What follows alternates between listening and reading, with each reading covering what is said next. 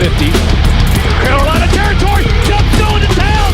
20, 50, 10, 5, touchdown! I think, yeah, jumping time, baby. The sack, fakes, runs to the near sideline, still looking, throws it into the end zone. Touchdown! Touchdown, A.J. Green, back right corner of the end zone. This one's from the heart.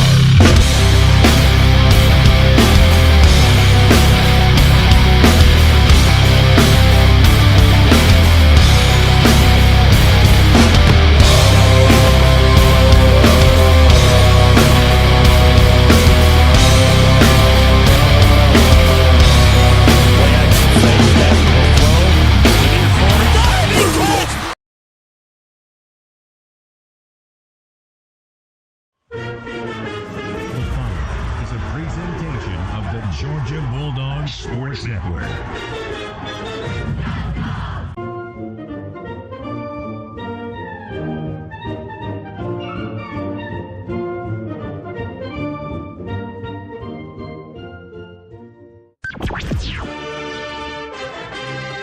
Gentlemen, good afternoon. Dogs need that kind of toughness in every game in this league. Your emotions are as sky high as they ever will be.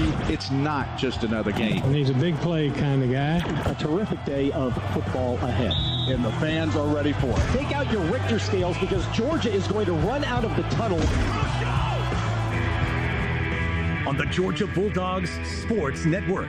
Welcome to the Georgia Bulldogs Tailgate Show. The Georgia Bulldogs Tailgate Show is brought to you by Kroger. Enjoy free delivery with Boost by Kroger Plus. Proud partner of the Georgia Bulldogs. Kroger, fresh for everyone. Georgia's own credit union. Banking on purpose. By Georgia Farm Bureau, always the home team. And by Merriweather and Tharp, the Atlanta divorce team. Now to the Scana Energy Stage. Here's Neil Hondo Williamson. Everyone on their feet here at Mercedes-Benz Stadium. Nobody sitting in this one. From the 10, snap it back to Bennett. He looks in the end zone, throws it for the back corner. Caught! Touchdown! Touchdown! Touchdown! A.D. Mitchell! Back left corner! Touchdown! The Dogs have tied it!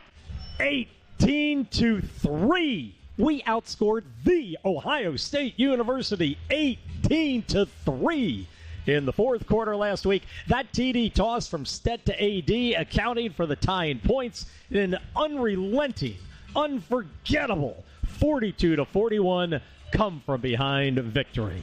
Today, in defense of our 2021 national title from SoFi Stadium in Inglewood, California, it's top-ranked undefeated UGA taking on number 3 Texas Christian University in pursuit of the 2022 National Championship of college football. Well, hello, Bulldog Nation. Good afternoon from L.A. and the CFP title game. Here in our broadcast booth are the voice of the Dogs, Scott Howard, analyst and Bulldog great Eric Zier, sideline ace and another Bulldog legend, DJ Shockley, and the unsinkable Bulldog legend, Lauren Smith. Men, in case I haven't mentioned it to you over the past 10 weeks or so, these are the good old days, Scott. I believe that now that we're inside this facility. Because prior to that, I was starting to question that as we're standing out in the rain for 20 minutes or so just trying to get into the stadium, and I underdressed for the occasion, so that's on me. But, yeah, it's what a great time for Georgia football and Georgia sports in general, and one more mile to go for this team, and a beautiful location to try to accomplish an incredible feat of going back-to-back and winning national championships in consecutive seasons. So I'm getting dried out, and we're going to be ready to go. That is rarefied air for sure, Scott, for sure, Hondo. It is the grit, the resolve, the composure, the fight that this team has. Really, it is. It's something that you very rarely see, and it's elevated this football team, this program, into what very few get. You know, I think embedded within all of that greatness really is the biggest challenge that the Dogs have to overcome too. Over the past couple of years, 30 football games, no team has played more. You have to go battle against perfection and that pursuit of just being great every single time, and just the attrition that comes with that. We're battled, we're beat up, we're bruised, we're a little bit weary from that journal. But today, we're untethered from that. We've got the end in sight. Today we go play for a ring. Today we go play for a championship, where last week you could almost feel the weight, especially through the first 3 quarters of that football game, the weight of going back-to-back, the weight of that pressure of perfection that was really on this football team today. I think you take all of that weight off of you. I think we see a team today that comes out and plays loose and is ready to go and goes and makes history. Well, to amplify on Scott's comment, I slipped and fell coming in the stadium. Oh, no. Oh, no. And I didn't call Ken Nugent. One call, that's all. You still have time. I should have, because my knee really is bothering me now.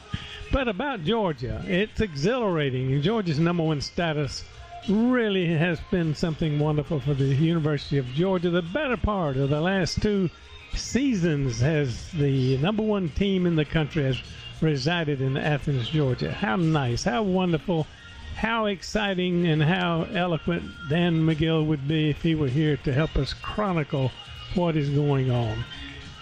But today we should play with a underdog mentality. Make sure we have some point production, and our defense needs to slow them down. Michigan made a lot of mistakes, helped TCU, and I would say that's the one thing we don't want to do, because I think Georgia probably is a better team based on talent, but we can't help them.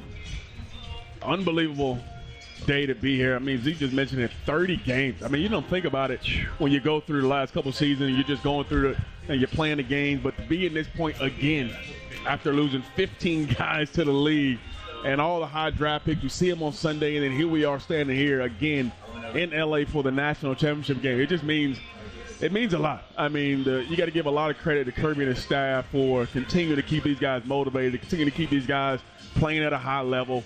And I love the fact that we were tested so much this season. As he mentioned, the fact we've been in a couple close games, even coming down to last week's game, playing against Ohio State, a really good program, being tested and having to go do it late in the game. I think it just bodes well for where we are right now, where we stand. And it's fun to be able to be a part of this team, to be a part of watching this kind of history unfold. And there's not many programs around the country that can say they are experiencing something that we are experiencing right now. So absolutely right. We cannot take for granted the spot we're in right now and the wins and how much these past 2 years have been just magical. So you guys have all agreed by proxy that you're going to sing with me if we win the national championship. I don't know if we go that far. It depends on what the song is. What, the Anticipation by Carly Simon? The ketchup song? Never heard of it. Sorry, I can't join in. These are the good old days. Okay, everybody get that in your head, because Z said yeah. Z's in, man. Because Z's a party guy. We're the good time guys on this team. I'm kidding. Anyway, Shock, you brought it up. That last week was an angst-filled affair, to say the least. Yeah. And Georgia has now won 16 straight games since last season's CFP semifinal Capital One Orange Bowl win over Michigan. After a week's reflection, what constructive criticism or praise do you have for the Dogs from that shootout? Shock, why don't you go first? Yeah, I think obviously there are a couple things that you could jump on both sides. I think when everybody thinks about that ball game, you think about how many yards you gave up. You think about how much success C.J. Stroud and Marvin Harrison had in that ball game, and how, it was hard to get stops in that game. But I think at the end of the day, the positive part was when you really needed a stop, you found a way to get it. Offensively, you struggled really bad for about 20, 30 minutes of the ball game, that second half and that third quarter. But in the fourth quarter, when you had an opportunity, you went and got it done. And I think that's what it's all about is, as it is in every single ball game, there's some ebbs, there's some flows, there's some things that go on in the ball game that, maybe you didn't prepare for, or things just go wrong. But it's the team that can really have the resolve and have that composure that Kirby talks about and finds a way to go win. I think that's what last week in that Ohio State game was all about, just being composed in those moments. And at the end of the game, when you had to go make a play, both sides of the ball made the play? Well, I think that we do best by listening to Kirby. I talked to him Friday after practice, and he really had an edge. I mean, he really was pounding away verbally and demonstratively to his team. You've got to be ready to play. And he walked by me at the end of practice, and he says, we better be ready to play. This team plays hard. They get things done because they play as hard as any team we've seen all year. So Kirby is legitimately concerned. And if we said a moment ago, we can't be in the business of helping TCU today, as Michigan did. We already have seen the example of what it can be if you don't play your best and you allow your opponent to take advantage of your mistakes. Offense, this is just high-scoring times. The offense is like home runs in baseball. Defense sells tickets. Offense sells tickets. Defense wins championship. That's what people have always said, but that's different now. Everybody has players, and you better score and score often if you want to win. And Lauren, our football team has got the opportunity and the ability to score every time they touch the football. And one thing that I believe, listen, coming off of last week, not our best game for sure. It wasn't Stetson Bennett's best game. We had some breakdowns in the secondary. We lost contain in some of our rushes of C.J. Stroud. So definitely some things that we can improve on and get better at. It's been a priority focus. This team is going to be ready to play when they step in between the white lines today for sure. But when I look back to last week, what stands out to me are the words that we heard quite a bit after the game. The resiliency, the resolve of this football team, the composure, the fight, the grit. This team just continues to keep pounding the stone and getting better and better and better, and they never quit. All the talk about TCU leading up here around how that's the team that never quits, that's the fourth quarter team, well, so are we. And we can go play, and we can go fight for 60 minutes, and we're not going to stop. We're going to bring it until you can't take it anymore, and we can go back now a couple of years, and this Georgia football team has got every bit as much fight as any team in the country. That's why we're the reigning champs. That's why TCU, if they're going to go win and keep on this Cinderella season, they got to come take the belt from us, and it's going to be 60 minutes of unbelievable fight if they're going to go do it.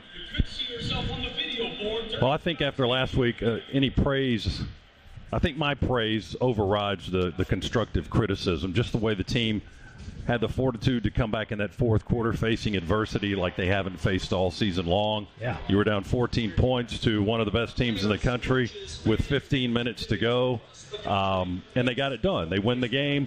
So I think that's the point of the whole thing, not the mistakes that they made. They were able to come back and win the game and advance and move to this situation. So that's the way I look at it, and I don't see why this team can't continue on that path today. Well, we have a little bit of news that's broken in the past couple of minutes that's incredibly exciting, and I know someone who has touched all of our lives. And Lauren, why don't you go ahead and make the announcement? We just got the news, and it's already out. But for those who haven't tuned in to one of the ESPN networks, Coach Bart Grick has been elected to the College Football Hall of Fame. He'll be honored in December in Las Vegas. So I didn't bet on it, but if I were a betting man, I would have bet that Coach Rick would be where we're celebrating today. Awesome. Fantastic. We are so happy for you, Mark. If you're listening, I think I can speak for everybody on this broadcast. We love you. DJ, of course, you played for Coach Rick for 4 years. Your thoughts? Man, take huge pride in it, being his first recruit to the University of Georgia, how much that meant.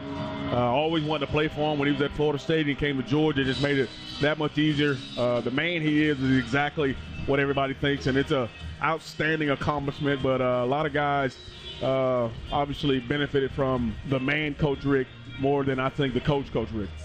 Terrific to work with from our perspective, and I might tear up here because he gave me cookies every week for 15 years. When we would do our pregame interviews. He didn't want to tell you had bad breath. Well, they weren't mint cookies. Yeah, he said, stay over there. I'll get the cookies and bring them to you.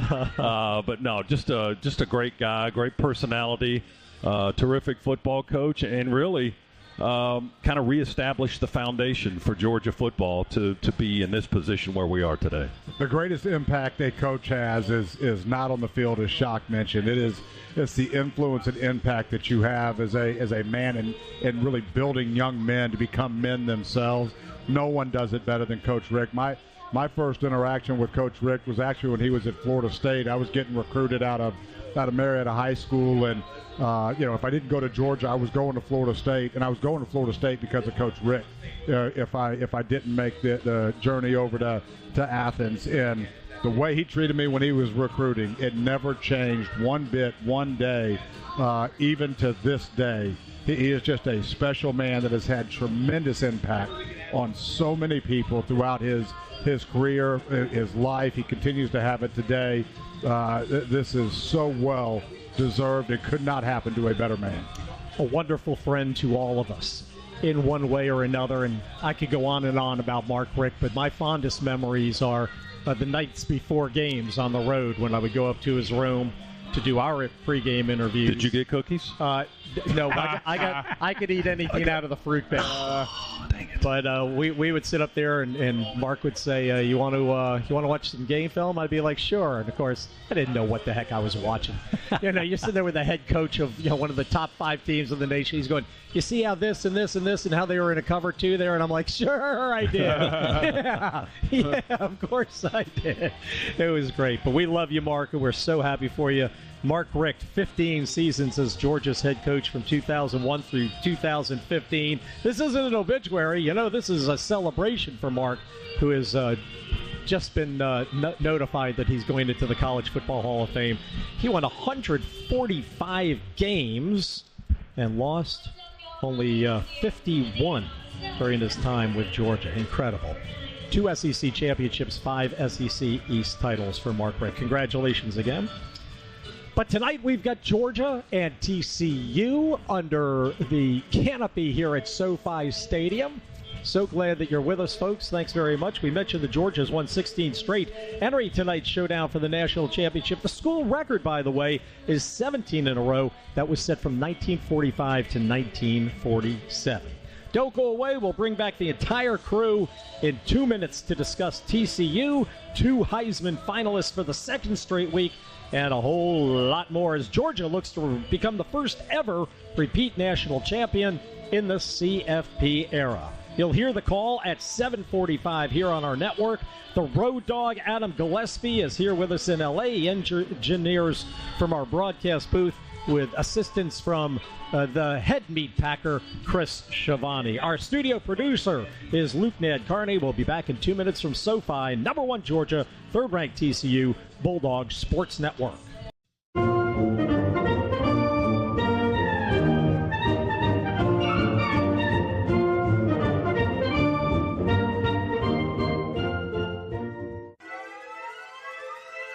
It's game day for the Dogs. We got him again. He went down on the 35. Javon Bullard. Let's rejoin the Georgia Bulldogs Tailgate Show. Fake the jet sweep to Bowers, hand it off to McIntosh. He's got a big hole. 40, 30, makes a man miss at the 30, 20. Oh, he stumbled at the 10. He had a touchdown. The turf monster got him at the 10. Oh, my goodness. Heavens, indeed. What a tough break for Kenny Mack there. Fortunately, the Dogs were able to still punch in a TD on that series. I loved what Kenny said. He said, sniper. Yeah, that's the way he went down. And it's the same kind of field today, so hopefully that doesn't happen to our guys. Oh, that's for sure. In case you missed it, overcoming a 2-touchdown deficit for victory against Ohio State. That was the biggest fourth-quarter comeback in the Kirby Smart era, as well as by any team in the CFP era. Scott Howard, Eric Zier, DJ Shockley, Lauren Smith, your old buddy Hondo on the radio from rainy, windy Southern California. Tonight, our Dogs look to close out an unblemished season against TCU and Coach Sonny Dykes, who has worked near miracles, lifting the Horned Frogs to the national championship game in his first season in Fort Worth. TCU is forecast to finish 7th in the Big 12's preseason media poll, yet enter today's title contest with a 13-1 record. Talk about overachievers, Scott Howard. Yeah, Neil, these guys were they were an afterthought in the Big 12 when the season began. I mean, why not? I mean, they were 5-7 last year. They had a coaching change. The roster needed to be remanaged. So it's not like you're anticipating great things out of these guys from Fort Worth. But that's what they've got. They went into the portal after they hired Sonny Dykes in his first season in Fort Worth. He made the move over from nearby SMU, and they went into the portal, and that trip into the transfer portal has paid off for them. They got some good players that have fit into their system, and they proceed to go 12-0 in the regular season. They lost in their championship game to Kansas State in overtime, but got to pass into the playoffs and made it count last week when they defeated Michigan, and they were underdogs in that game again. So, and like they're underdogs again today. So that's the mentality they've played with all season long. It has worked for them. Georgia hopes to make them fall into that right spot of an underdog today and show them why they need to be as the Bulldogs are the favorite, and then hopefully they can play like it.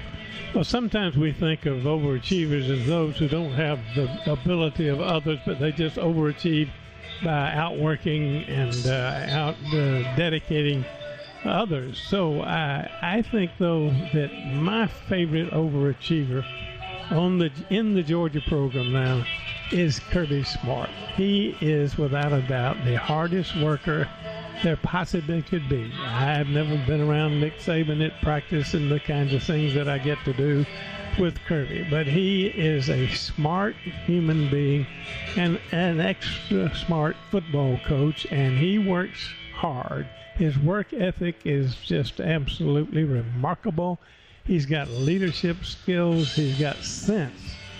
He's smart, but he also has sense. He doesn't make mistakes in his thinking. He doesn't make errors in judgment. Now, he's not perfect, but those are the things that he has underscored, which has made a difference. So one of the reasons that I feel good about the game tonight is because I don't see how anybody could have a better leader on the football field than Kirby Smart.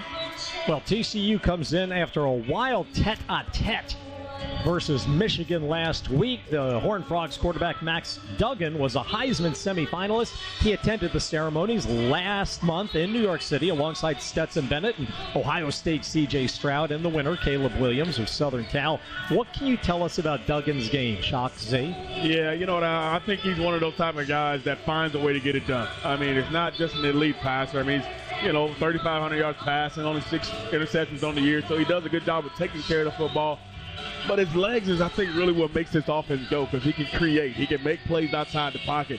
And he just has what we all talk about, just the toughness, the grit that you want from a quarterback. And he's never going to give up on the play. He's never going to give up on his teammates. And he's going to continue to fight. I mean, he's literally going to have to be dragged off the field in his ball game because of how hard he plays. Anytime you watch him, that's the kind of player that you get in Max Duggan. And he's going to be one who's going to be here at the end of it, and he's going to be fighting his tail off, trying to give everything he has, for his team. But it's going to be a fun game to watch in the fact of how Georgia reacts to him on the second play. And what I mean the second play is, when things break down and he gets outside the pocket, and to be honest, that's what's kind of hurt us the last few games is those second plays where a guy scrambles out like Stroud did last week, got 14 points off of it.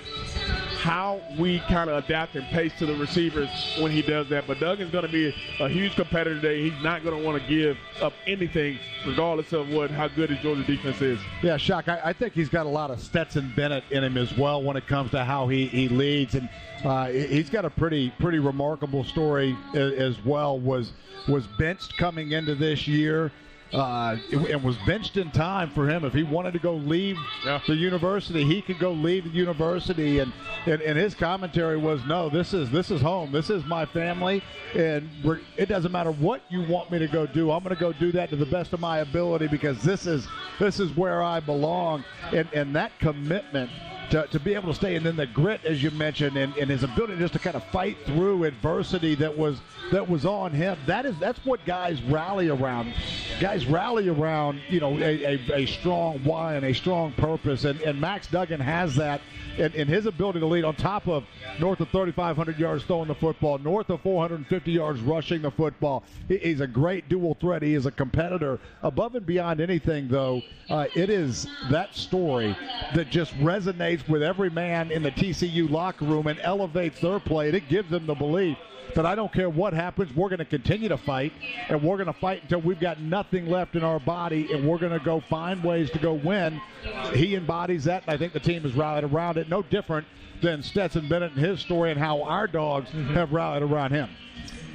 Last week, Georgia, Ohio State, Michigan, and TCU combined for a CFP semifinal record, 179 points. That begs the question if championship defense is destined for the College Football Hall of Fame to be displayed in a plexiglass shadow box alongside leather helmets and single-bar face masks. I would like a total points prediction from each of you, please. Scott Howard, for tonight. I see more offense like we saw last week, to be honest with you. I'm going to go with total points of 65 tonight. Okay, Z? I think it's going to be less explosive than the previous two semifinal games that we saw. I think a team that gets into the 30s wins this game. I like the Dogs 34-24. So what is that? 58 points total is where I'm landing. Yeah, I'm kind of in the same range with Scott, though. I think it gets up there a little bit. Both teams. I mean, TCU comes in scoring over 40 points a game. Georgia's 39, so I expect the same to continue today. I say in the 68-point range. Ooh, Lauren?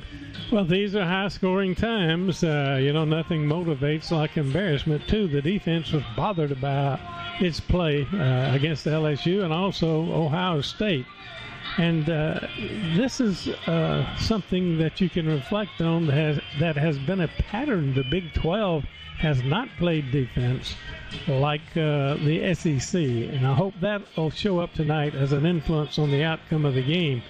They're not bad, but they just don't play defense in that league like we have played it here traditionally. A lot of 7-on-7. It's all about offense out there. And like Kirby, I've got him on tape. Great offense will eventually beat great defense. Total points? Oh, I ain't got any idea. Okay. 60. I'll go with 71. Thank you very much. Let's pause 10 seconds for station identification. This is the Bulldog Sports Network.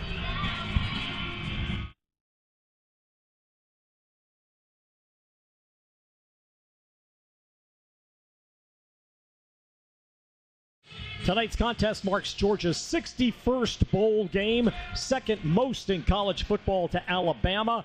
The Bulldogs are 36-21-3 all time. Those 36 wins, second to the Crimson Tide as well, all time. Back with a full show of expert analyses, exclusive interviews with Coach Smart and with with Matt Stafford will be here, and of course with DJ and Eric and Lauren and Scott. We'll be back after this on the Bulldog Sports Network.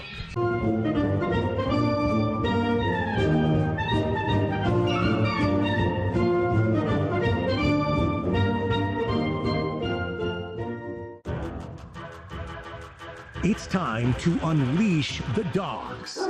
In the pocket, nowhere to go. We got a sack him. We sack him for a big loss, and the ball goes over on downs. Welcome back to the Georgia Bulldogs Tailgate Show. From just beyond their 27-yard line, snap it back to Stroud. Pressure from the edges. We'll get him. Back on the 16-yard line, Michael Williams, the freshman from Columbus, just collapsed Stroud. Oh, yeah, take him down. One of 4 sacks by the Dogs last week against C.J. Stroud. And the Buckeyes hope to lay out Max Duggan in the Horned Frogs tonight in our national championship matchup. We'll start swapping paint between UGA and TCU at 7:45. Right now, our Lauren Smith. And Lauren, this is not the first major bowl matchup between the Bulldogs and the Horned Frogs. Certainly not, Neil. 4 times Georgia's been the winner in each of those games, but the first game was perhaps the most interesting and most sensational. Frank Sinkwich led Georgia to his first bowl game victory, and the opponent was the Texas Christian Horned Frogs. He had the total offense of 382 yards, 139 yards rushing, 243 passing. That record stood forever, and it would be a great game day performance today. And I remember that Sinkwich was the most modest superstar I think I have ever met.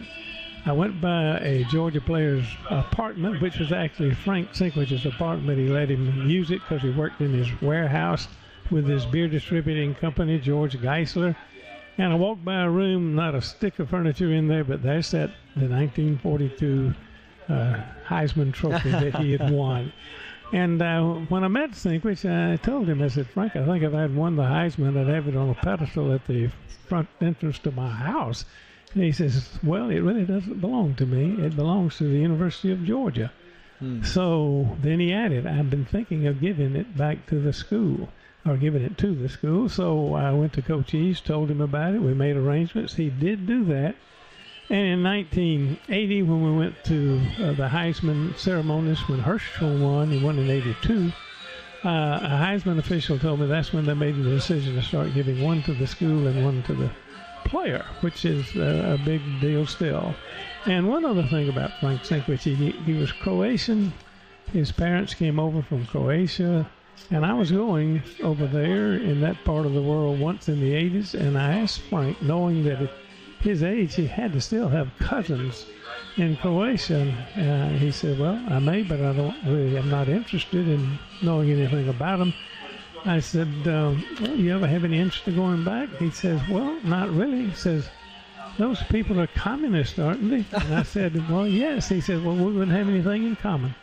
So one of the players and athletes I've known who I'm happy to say, Neil, I really loved Frank Sinkwich. Thank you, Lawrence. Some great stories there. Great anecdotes. Thank you very much. All right, we are live from SoFi Stadium, situated on a plot of land with an interesting sporting history. For nearly half a century, this footprint was home to the Hollywood Turf Club, a racetrack that opened in 1938, later known as Hollywood Park. Its chairman when it opened was Jack Warner of Warner Brothers. Prominent shareholders included Jack Warner's brother Harry, plus Walt Disney, Samuel Goldwyn of MGM, Metro-Goldwyn-Mayer, Daryl Zanuck, who is running 20th Century Fox, plus several top actors and entertainers of the day, including Bing Crosby. Fun history for the land that will host tonight's CFP Championship. Georgia fans, start the new year off right and shop the UGA Bookstore. The UGA Bookstore has all the best Bulldog gifts and apparel from all the best brands like Nike, Peter Millar, Southern Tide, Johnny O, Tommy Bahama, and Vineyard Vines. It's red and black every day at the UGA Bookstore in the heart of campus. The UGA Bookstore, located next to Sanford Stadium, or online 24/7 at uga-bookstore.com. Top-ranked Georgia, number 3 TCU. The Bulldogs aiming to become the first team in the CFP era to win back-to-back national championships. Playboy All-American quarterback Eric Zier steps to the microphone in 2 minutes on the Bulldogs Sports Network.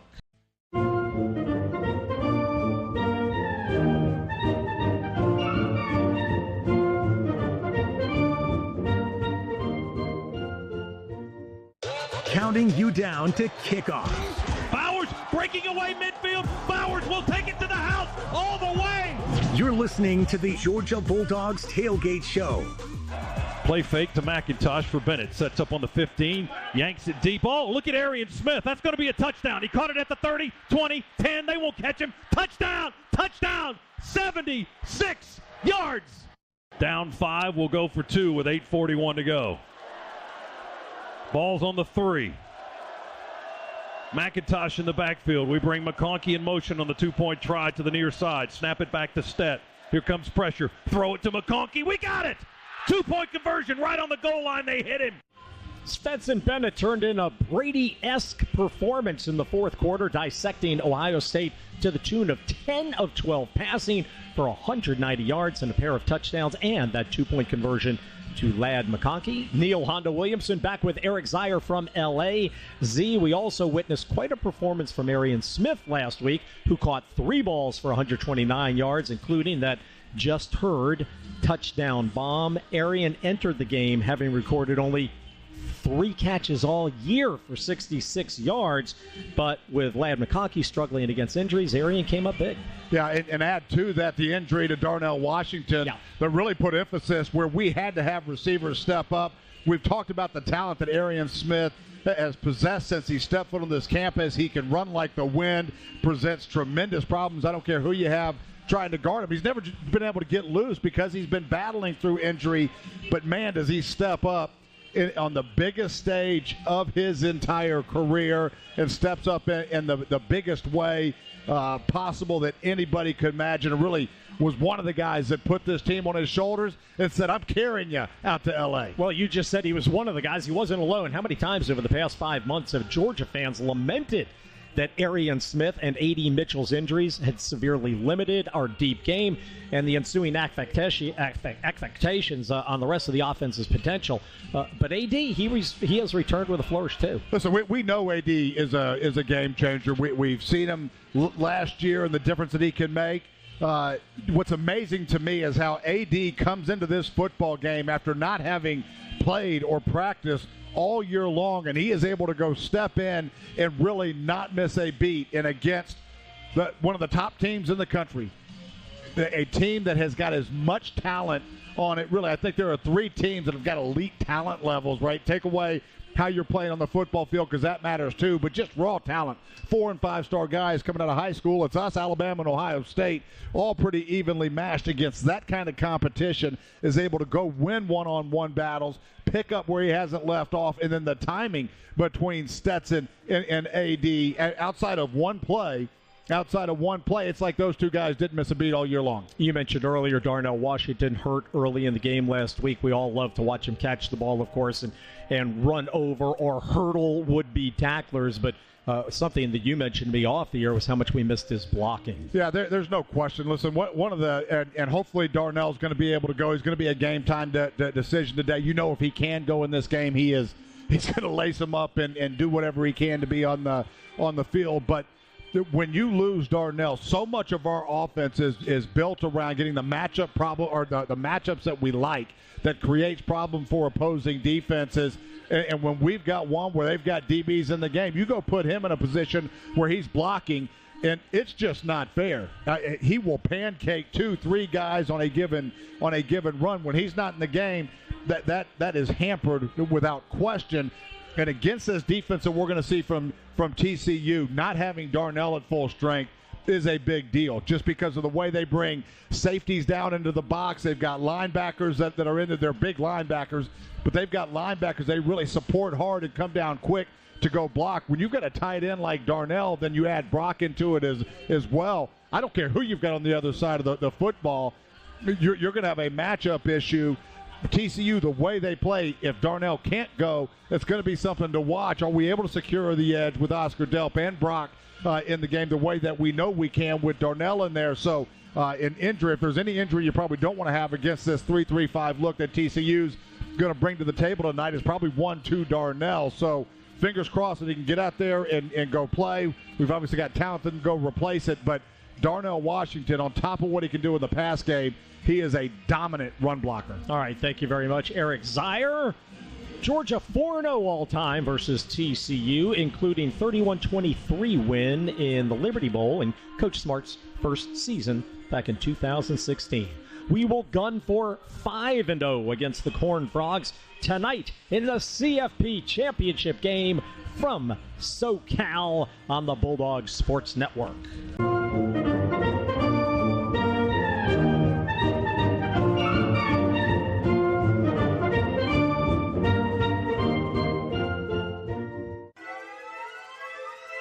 It's game day for the Dogs.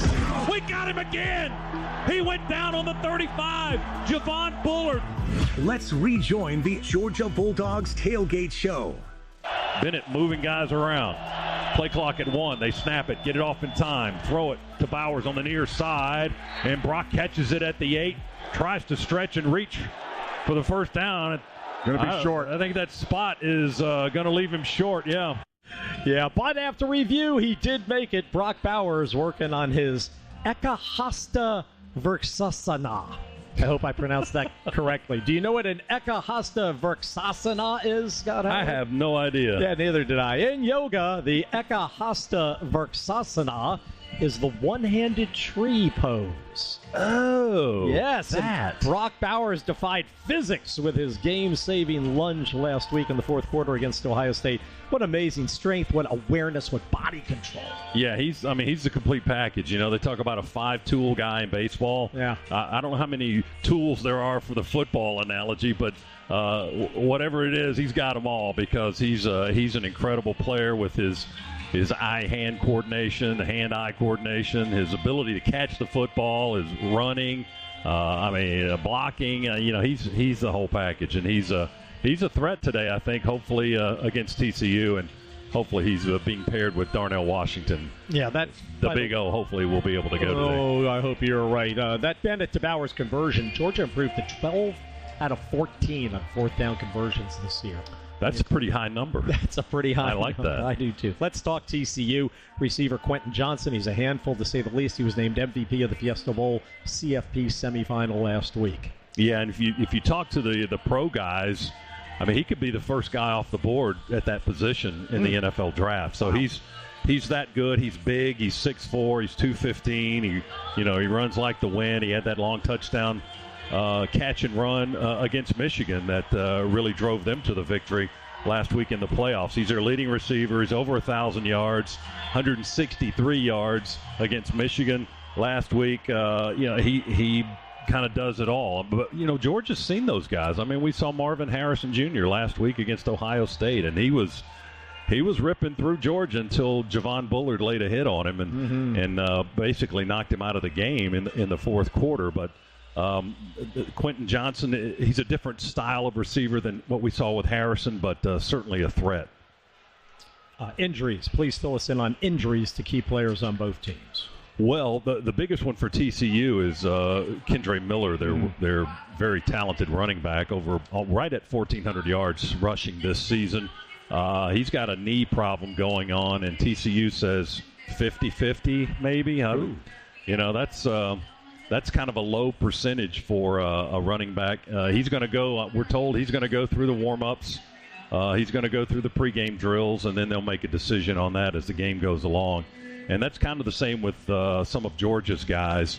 Darnell Washington, all those guys are here, which is good. You've got them here. You got them in the building. I mean, who would want to miss this? So hopefully Washington and McConkey got healthy in the last few days. Both guys obviously played last week against Ohio State. That's when Darnell got hurt, and McConkey was injured in the LSU game in the SEC Championship, but played against the Buckeyes.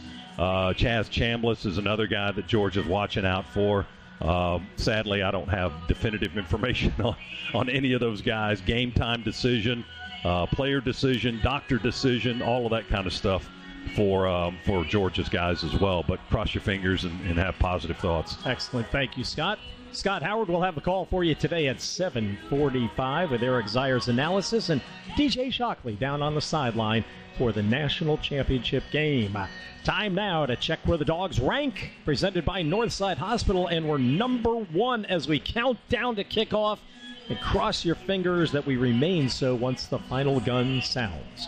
Northside Hospital is guided by one clear direction, a mission to heal. With expertise in maternity, heart, cancer, orthopedics, and more, you can move into tomorrow with confidence. For a healthier future together, look to Northside Hospital. Unbeaten Georgia, 13-1 Texas Christian. Helmets start to banging at 7:45 on the Bulldogs Sports Network.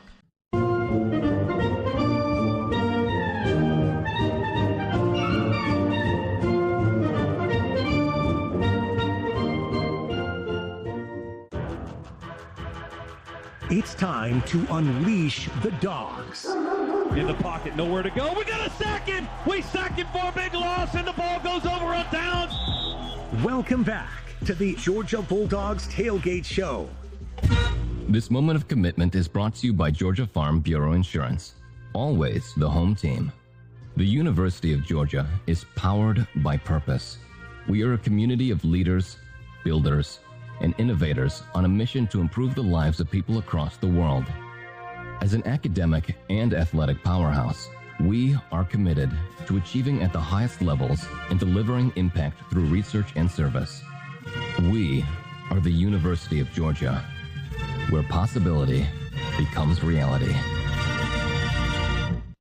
Snap, hold, kick, in the air. Good! Georgia, 42. Ohio State, 41.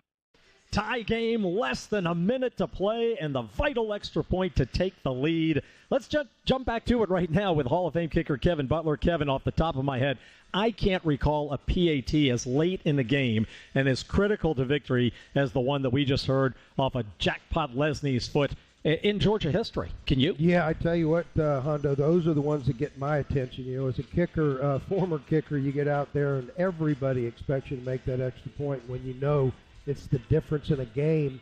Those goalposts get a little tighter right there, but Pod came through. Even though he's 2 for 4, he made some big kicks for us, and certainly that one was the one that put us over the top. It was beautiful. All right, meanwhile, quietly effective Australian freshman punter Brett Thorson. He only punted the ball twice against the Buckeyes, but Brett came through. Yeah, I think tonight he's going to play a much bigger role. I think that TCU's defense has the ability to, put some blocks on Georgia, so they're going to make them punt a few times. I don't think it's going to be more than 4 times, but when he's out there, it's going to be big. Darius Davis, a huge return guy, has run 2 back this year. This guy is a threat, and if you're going to beat Georgia tonight, TCU has to win the special teams part of the game, and that might be their little formula right there. Yeah, they've got a good kicker. Griffin Kelly went 6 for 6 on extra point attempts last week, booted a 33-yard field goal, and that was after the 31-yard punt return from Darius Davis, one of the great returners in the Big 12. Yeah, gosh, the Big 12 with 10 and the Big 10 with 14. Yeah, whatever they are today, I don't know how they might have added some by game time. Any other thoughts, Kev? I know that you and Jeff have completed. No, I just think it's going. Yeah, I think it's going to be a big special teams game. I think that Georgia, on paper, as y'all talked about, we are favored right now. And when you come into a situation like this, TCU, they want to make big plays. They want to make things happen. The special teams, hey, they're very sound. They're fundamentally sound. You can do things in special teams, and Georgia has shown that we have been taken advantage of on special team fakes with the punts. The return from Mississippi State. Georgia's got to play a very good game on special teams tonight to bring home a second national championship. All right, brother. Thanks so much, Kevin. Kevin will be on the air until the wee hours of Tuesday morning here on the network to take your calls and the power of positive thinking to celebrate along with you here Georgia's second consecutive national championship victory. Dogs fans, be sure to check out the G Shop at GeorgiaDogs.com for exclusive releases of Nike Game Day official apparel, just like the coaches wear. Visit GeorgiaDogs.com and the G Shop today. Eric Zier shares his desires for the Dogs today. That's less than 10 minutes away. We'll also have an exclusive scouting report of today's title game showdown with Kirby Smart and Scott Howard. That's about 30 minutes away on the Bulldog Sports Network.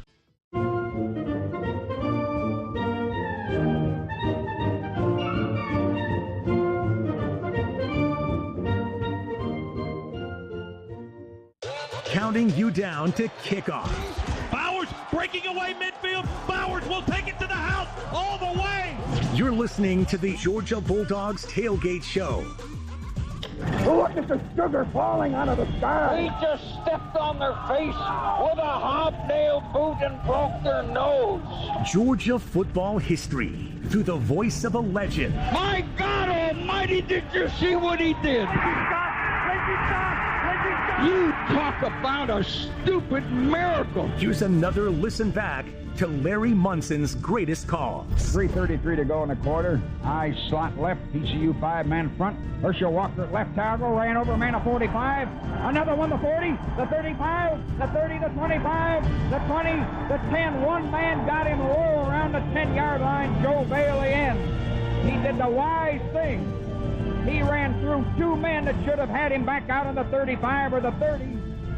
And the play moved From the 48, where they knocked him down, it is on about the 8-yard line. Georgia knocked off TCU between the hedges in 1980. Herschel was hurt in that game. Missed a good bit of the Dogs' next outing, too. Then 2 weeks after getting banged up against Texas Christian, number 34 returned to rush for a Bulldogs record 283 yards against Vanderbilt. Eric Zier is warming up in the bullpen. We'll have Z come back and give us his desires for tonight's national championship game from SoFi Stadium in L.A. This is the Georgia Bulldogs Radio Network. Go Dogs!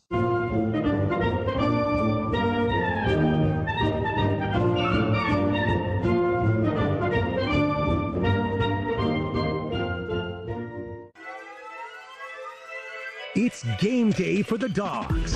We got him again. He went down on the 35. Javon Bullard. Let's rejoin the Georgia Bulldogs tailgate show. Second down and 17. We'll throw it out in the left flat. It's caught at the 25 and down to the middle of the field and into the end zone. Touchdown.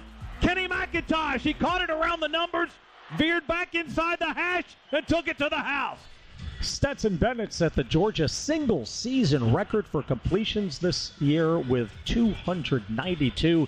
He'll pad that number today as the number one Bulldogs square off with third-ranked TCU for the Natty. Yes, sir. Eric Zier's Desires are brought to you by Athens Dodge Chrysler Jeep Ram. Proud to partner with the Georgia Bulldogs in the Golly Moses. It was all coming out wrong, wasn't it? Proud to partner with the Georgia Bulldogs in the constant pursuit of excellence. Zier's just laughing at me now. Get the best selection at Georgia's largest Jeep facility. Go to AthensDCJR.com. Expect more.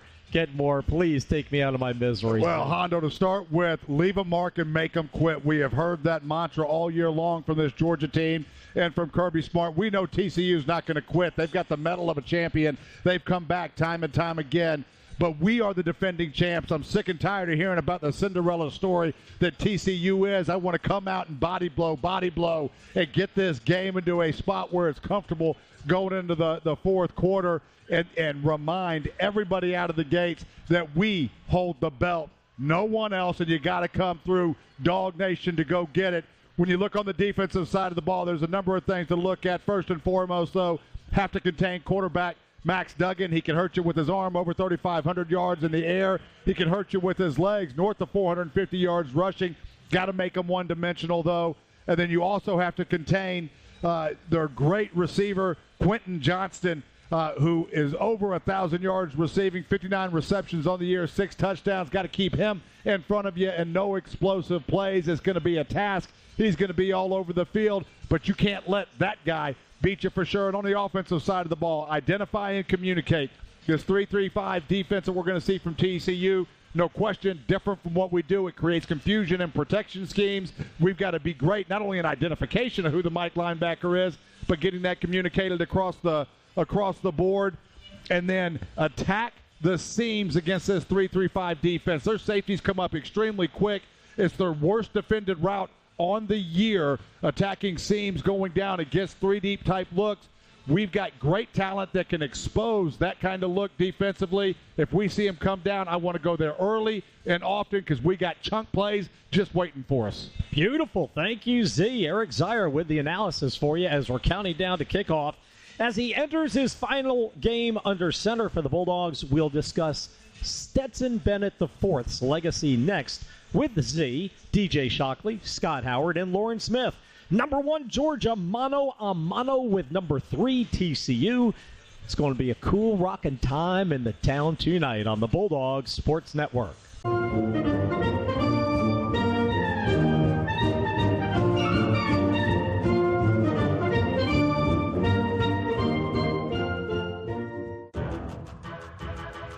It's time to unleash the Dogs. In the pocket, nowhere to go. We got a sack him. We sack him for a big loss, and the ball goes over on downs. Welcome back to the Georgia Bulldogs Tailgate Show. Formation. The tight end to the left is in a wing. Bennett to throw with good protection. He's got Kieris. Spins around, makes the catch at the 22. They tackle him at the 15. Stetson Bennett with the clutch fourth quarter completion to Kearis Jackson. That helped set up the game winner versus the Buckeyes. Did you know Georgia is now 11-2 all-time in bowl games against Big Ten opposition? Wow. Welcome back to our Bulldogs Tailgate Show, produced by Luke Nadkarni, Adam Gillespie, and Chris Schiavone.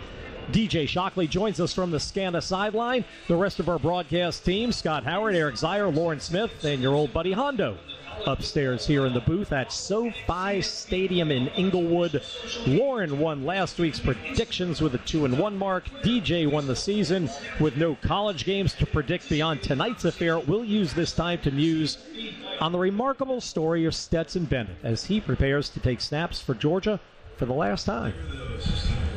It has been a remarkable ride for Stetson, and he's had a couple of rides at Georgia. So everybody, I'm sure, is familiar with his story. And you know, we were talking about Max Duggan for TCU a little bit earlier, and their stories are kind of similar, at least into this season and maybe into last season. The way they didn't have the job, and maybe the coaching staff didn't want them to have the job. I mean, Kirby's even come out and said, as coaches, we did everything we could to keep him from getting the job, and he just kept proving us wrong.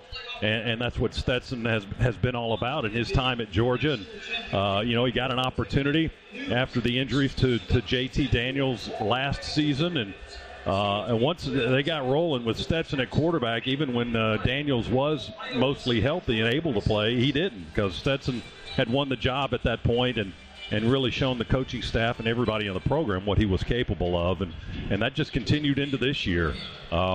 He came into this year never having to look over his shoulder for, you know, the number 2 guy. The job was his, and now we see the results of that too, along with everybody else on this team at trying to complete a perfect season at 15-0.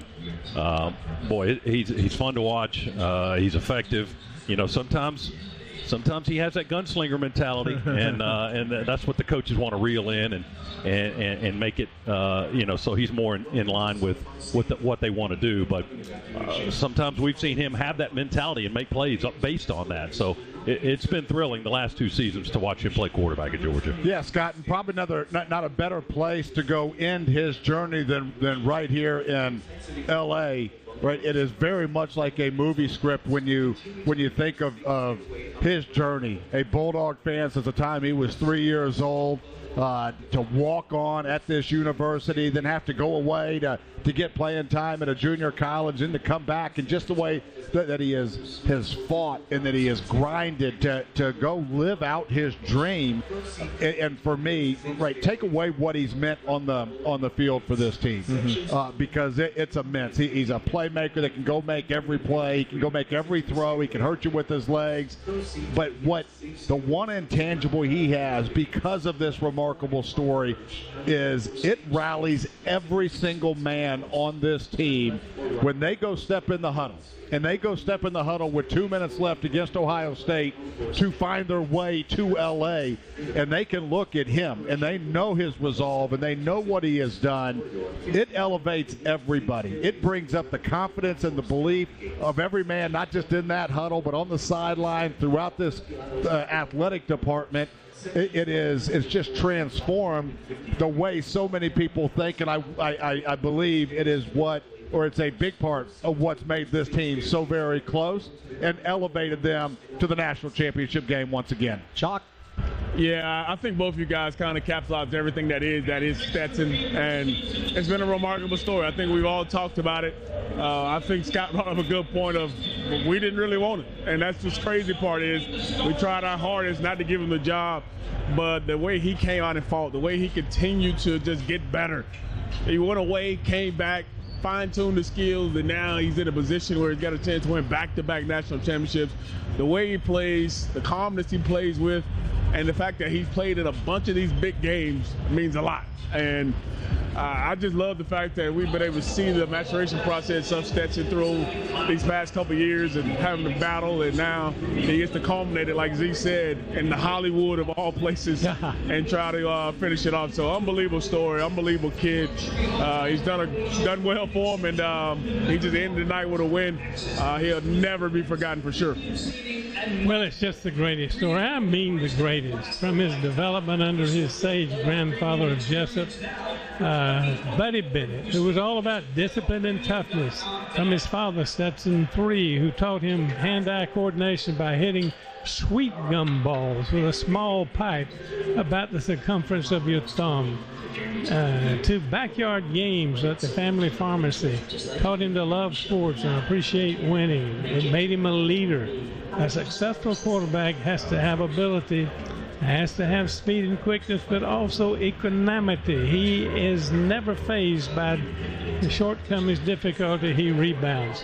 Now I'm going to make a little departure for a good reason. Happy birthday to Julie Moran, whose grandfather, Sterling Dupree, was Vince Dooley's first recruiter. It's her birthday today, but she is married to Rob Moran, a movie producer, and every night when she goes to bed, she whispers in Rob's ear, Stetson Bennett, Stetson Bennett, Stetson Bennett. Very good, Lord. Thank you. Since the start of... But one thing, a sad note now, believe it or not, he wins tonight. He's already done enough. He can't get elected to the College Football Hall of Fame. Did you know that? No. Because he didn't make first-team All-America. Oh, that's right, of course. All right, thank you very much, Lauren. Since the start of 2021, Stetson Bennett IV has played in 10 games against teams ranked in the top 25. Georgia has won 9 of those 10 games. 3 of the games on Dooley Field, 1 away, and 6 on neutral turf. In 9 games, the 9 games Georgia has won, Stetson has completed 70% of his passes for 21 touchdowns and 1 interception. Under his direction, the Dogs have defeated number 1 Alabama, number 1 Tennessee, number 2 Michigan, number 4 Ohio State, number 8 Arkansas, 11th ranked Oregon, 11th ranked Kentucky, number 14 LSU, and number 18 Auburn. He's 28-3 as a starter, and with 1 more to play, and what a colossal game it is, SB Ivy has already won 1 national championship and pocketed an SEC title. He has delivered like the mailman he is, and he has indeed been Big Game Bennett. Scott Howard will sit with Coach Kirby Smart for an exclusive scouting report of today's national championship matchup between number 1 Georgia and number 3 TCU in less than 10 minutes. Coming up next, SBIV to ADM combo strikes again with your Ken Nugent Call of the Week on the Bulldogs Sports Network.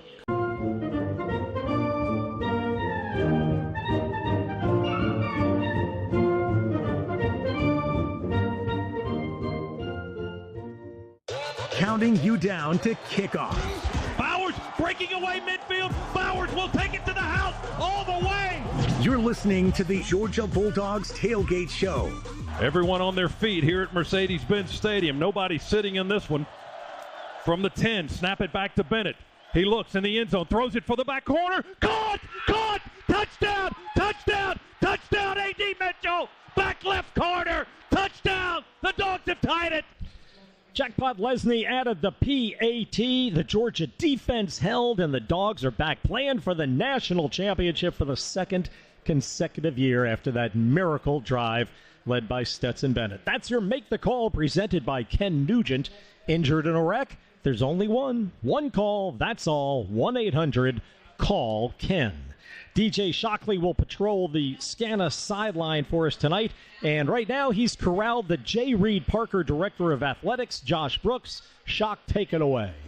All right, thanks, Hondo. Yeah, I got Josh here with me. Guess what? We were down here throwing a little bit earlier, getting loose and feeling well. Josh got a pretty good arm, man. I didn't expect that out of you. You were slinging it right here. You know, you forget a quarterback's manager, 4 years working with quarterbacks, slinging it. Had to learn to catch and throw a little bit. And had to take the coat off, but got the arm warmed up. It felt good.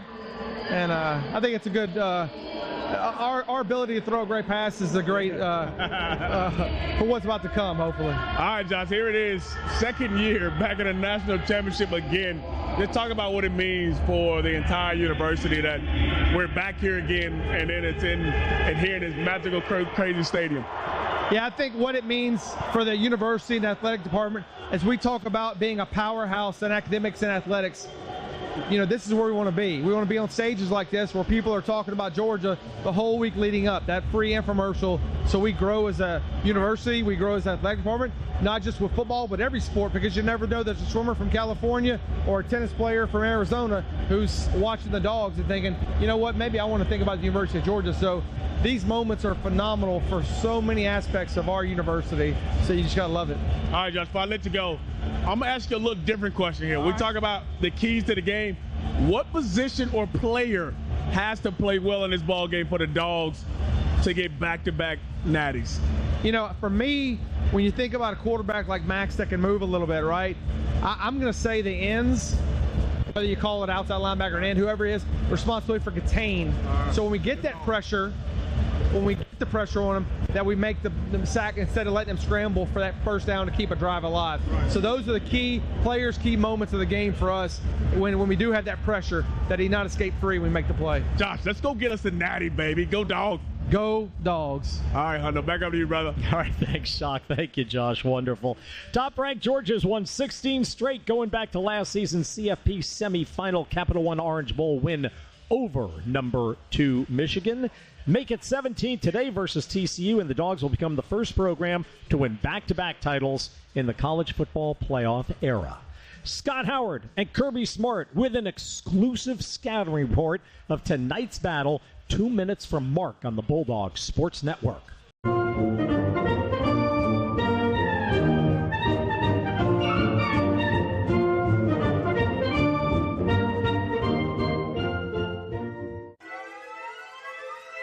It's game day for the Dogs.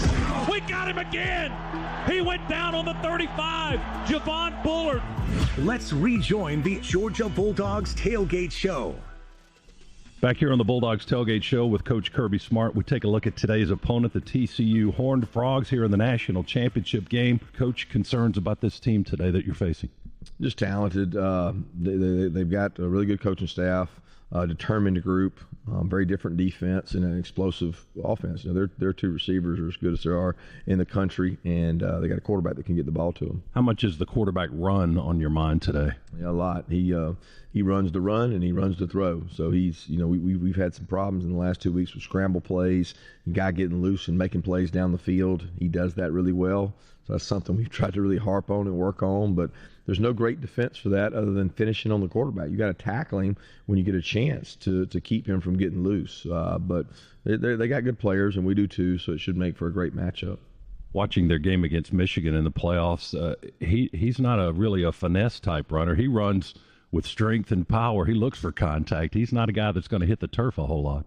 No, he seeks contact. He's got great toughness and not afraid to throw it up in there. And, being the last game of the year, you don't have to worry about the next one. So we know they'll be running him probably more, and with the thought that it doesn't matter if he gets bumps and bruises. Max Duggan, like Stetson Bennett, a Heisman finalist. How is he as a passer? What are his strengths there? He's got great touch on the ball. He's got great wideouts. Got a great system for him. He can get the ball out quick. He can throw the ball downfield. They stretch you horizontally and vertically really well. Does their offensive line protect him well? Yeah, they do a good job. He's good enough athlete that if he does get in trouble, he beats somebody to get away from it. But they get the ball out quick a lot. They have a lot of run game to protect the O-line. Defensively, we hear the 3-3-5. What does that mean exactly, and how does it look, and what's the challenges in preparing for it? Well, it's the utilization of more athletic bodies, not putting people on the defensive line. It's hard to come up with 6'4", 6'5" defensive linemen, so they use overhangs. They have people that act as defensive ends that are standing up, and they close and react really fast. They have a lot of speed, so you can't get these loose plays on them. It's a really effective defense for college football because of all the spread offenses. It takes advantage of the strength of the defense, which is speed. Have you seen much of that this season, or does it take extra time to prepare for it? Yeah, it's hard to get a picture of it. We hadn't seen as much as they've done. We've seen a little bit from Kent State, little bit from Sanford, but not a lot. A couple of guys that really stood out in their last game, Dylan Horton, who had 4 sacks against Michigan, and D. Winters, one of their linebackers, played really well. Your thoughts on those guys? Both those guys are incredible players, man. They flash on tape. They bounce around. I mean, when you turn on the tape and you see 13 D. Winters flying around, it's pretty special. The guy's unbelievable athlete. And then 98's twitchy, quick. And both those guys can really play. Their defense has a lot of pick sixes this year, and I don't want to forget about Travius Hodges-Tomlinson, who was the Thorpe Award winner this year, and he's certainly a challenge out there in the secondary. Really good football player, man. He's thick, lowers, can hit, tackle, covers people well, really good instincts. Finally, special teams, what do they offer there? They do a great job. They have the best punt returner, kick returner we've faced in probably the time I've been at Georgia, and he is elite. He got 6 touchdowns on his career. I don't know that I've ever faced somebody with 6 touchdowns on their career, so he does a great job in the return game. Kirby, thanks for the knowledge. Thanks for the insight on TCU. We appreciate it. Good luck today. We'll catch up with you a little bit later. Thank you. Go Dogs. All right, that's Coach Kirby Smart and our look at the TCU Horned Frogs. Hondo, back to you for more of the Bulldogs Tailgate Show. All right, thank you, Scott. Thank you, Coach. Right before Coach was on with Scott, he rolled in met his wife, Mary Beth, and their 3 kids, took some photos down on the field. That's always lovely to see the coach be able to be with his family in such a special moment in his career. Bulldogs fans, tune in tomorrow at midnight to WSB TV Channel 2 to catch the latest episode of Kirby Smart All Access. That's Kirby Smart All Access tomorrow at midnight on WSB TV Channel 2 or anytime next week on GeorgiaDogs.com. Let's pause 10 seconds for station identification. This is the Bulldogs Sports Network.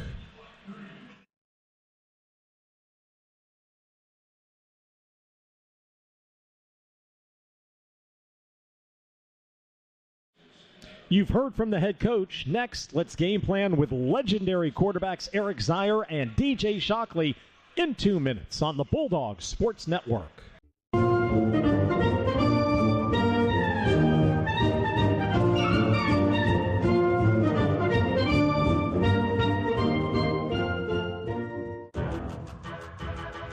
It's time to unleash the dogs. In the pocket, nowhere to go. We got a sack him. We sack him for a big loss, and the ball goes over on downs. Welcome back to the Georgia Bulldogs Tailgate Show. Clock ticking at 3:46, 3:45. Stroud has it. Pressure coming in his face, and we'll sack him back on the 33-yard line. Jamon Dumas-Johnson, the linebacker, came up the middle. Bear Alexander was on his way. Bullard was in the vicinity. One of 4 sacks of C.J. Stroud for the Bulldogs last week. Today's game plan for success is brought to you by Piedmont Bank. Piedmont Bank is a proud supporter of the UGA Athletic Association. See what we can accomplish together at Piedmont Bank. Neil Hondo Williamson along with Eric Zier here in the booth. DJ Shockley down on the Scana sideline. Men, last week we labored to get to C.J. Stroud with the blitz. He ate our coverage alive. While Georgia managed to pick up 1 sack in each of the 4 quarters, it feels as though our rush wasn't making enough of an impact. So, DJ Shockley, what must Georgia's defense do today to negatively influence the impact of another Heisman finalist, TCU quarterback Max Duggan? Shock? I know. I think it has to be a combination of things. I think you got to show them a lot of different looks, pre-snap as opposed to post-snap. Obviously, you got to contain them. That's a big part. That's a gimme. But I think you're showing them different looks and playing different looks behind it. So maybe it looks like zone and it goes to man after the snap or vice versa. Finding ways to get to him, but also confusing the look for him. So at the snap of the ball, it looks different, and then pushing from the inside. We cannot talk so much about how much that is important. Pushing from the inside is critical, but also changing those looks on him, giving him something different to see. The Dogs managed 8 plays of 25 or more yards on offense last week versus Ohio State. That's a season high. What was working for Todd Monken's unit, and what would y'all do today to keep the momentum with UGA, Z? Well, Hondo, about everything was working. We gashed Ohio State with screens, with big runs, with shot plays down the field. But you go look at it, really everything stemmed off the ability to run the football and then play action off of that. And against this TCU defense, exactly what you want to do again. TCU has yielded 14 shot plays, the big explosive plays off of play action this year. That leads right into what we do. We've got great tight ends and receivers and get down the seam. This TCU 3-3-5 defense, they get so aggressive in how they drop their safeties. They've got two great cornerbacks, lockdown cornerbacks, but where they're susceptible because they have to get up so quick to guard against opposing teams running the football, they leave shots wide open going down the seam. That's where guys like Brock Bowers, Karis Jackson, anybody that we want to bring inside can just have an absolute heyday. Look for us to take some shots there. Again, it starts with the Dogs with running the football and then able to get explosive off of play action to get the football downfield, exactly what we've been doing all year. And we're going to have ample shots today for big explosive plays. If we can go protect, run the football enough, we're going to have shots downfield to go gash these guys. Very good, men. Thank you so much. Expert analysis from Eric Zier, DJ Shockley, a couple of legendary Georgia quarterbacks who also played in the league. Type of analysis you will get nowhere else but right here on our network. With Georgia's triumph over the Buckeyes on Saturday, the program matched the 2015-16 Alabama teams for the most wins over a two-season span in SEC history. That's 28. Break the record tonight versus TCU, and UGA will take home its second national title in as many years. More from SoFi Stadium in LA in 2 minutes. We kick at 7:45 on the Bulldog Sports Network.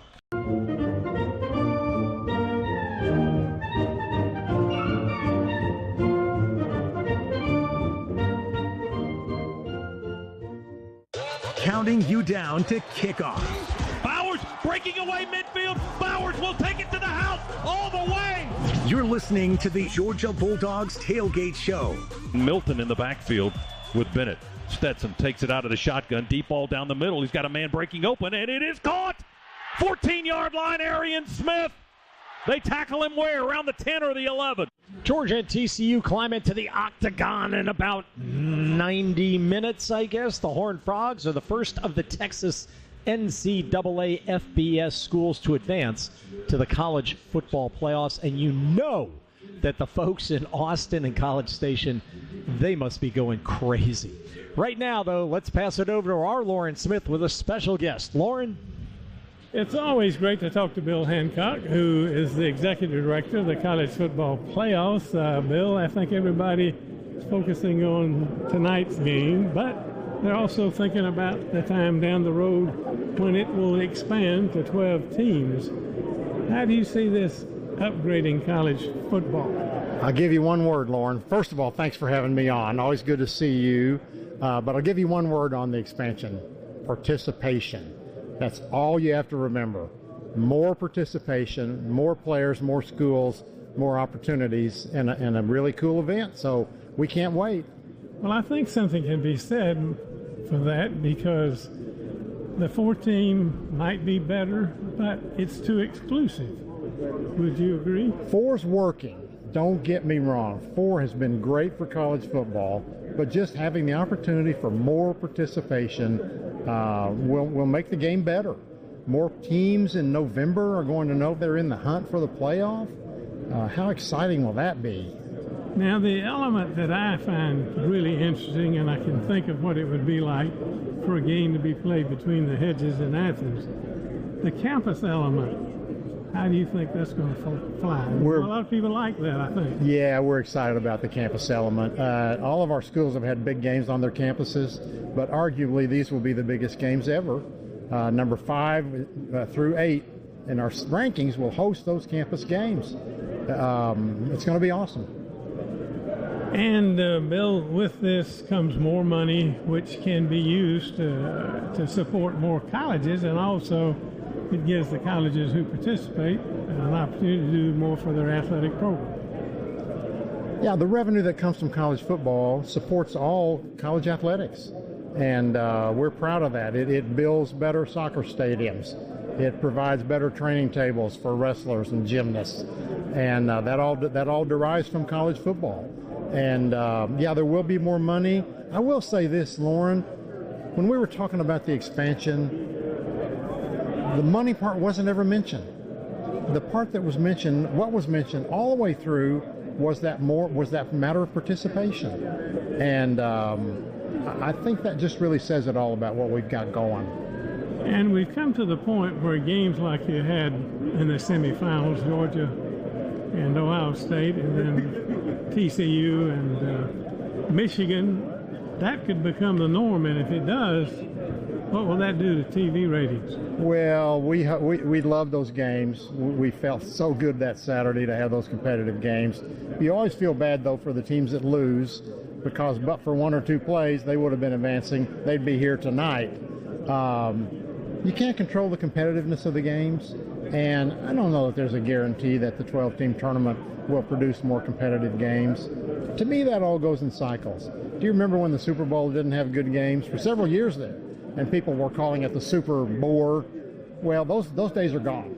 They get competitive games, and we had our day. We've certainly had good games in CFP through the years, and yeah, I think there is a chance to have more competitive games in the 12-team tournament. First of all, we have 11 games. Now we have only 3, so that gives you a chance right there. Well, Bill, there's always a devil's advocate. What's the worry about the expansion? Is there anything that concerns you? Well, in everything any of us do in college athletics, there's a devil's advocate, and that's because of how popular the sport of football is, and all of college athletics. We have to make sure we set up an event that's going to be beneficial to fans. It's going to be beneficial to coaches. It's going to be a great experience for players, and we've got some thinking to do on all that. We can get there, but we have some thinking to do. Well, that's a good analysis and good insight. We thank you for joining us. Always a great pleasure to have you on with us, Bill, and all the best. We'll get you back to Athens one of these days. Thank you, Lauren. Great to see you. Take care. All right, thank you, Lauren, and thank you to Bill Hancock. Always great to see our old friend. 70,240 were fortunate enough to score tickets to tonight's title bout.